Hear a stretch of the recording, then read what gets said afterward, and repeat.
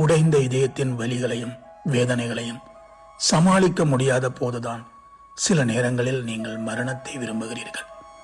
தயவு செய்து உங்களுக்கான கல்லறையை நீங்களே தோண்டாதீர்கள். காலம் எல்லா காயங்களையும் மாற்றும்.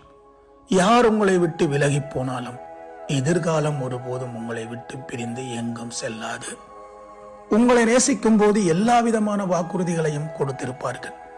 உயிர் இருக்கும் வரையிலும் ஒருவருக்கொருவர் இருப்போம் என்று உறுதியளித்திருப்பார்கள். சத்தியம் செய்திருப்பார்கள், சபதம் எடுத்திருப்பார்கள். ஆனால் எல்லாம் ஒரு கனவு போல் கலையும் நேரம் வரும்போது மொத்த அன்பையும் ஒருவர் மட்டுமே கையில் பற்றி பிடித்துக் கொண்டு நிற்பீர்கள். நீங்கள் விரும்பும் ஒருவர் எப்போதுமே உங்களுடையவராக இருக்க முடியாது. நீங்கள் அவருடைய புன்னகையை உண்மை என்று நம்பிவிட்டீர்கள்.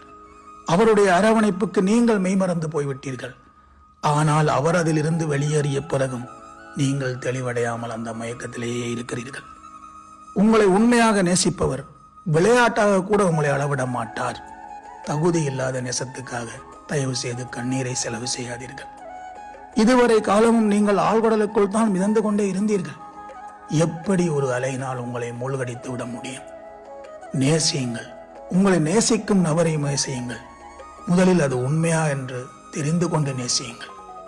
உண்மையான அன்பின் உடல் ஊடலை மட்டும் தேடாது.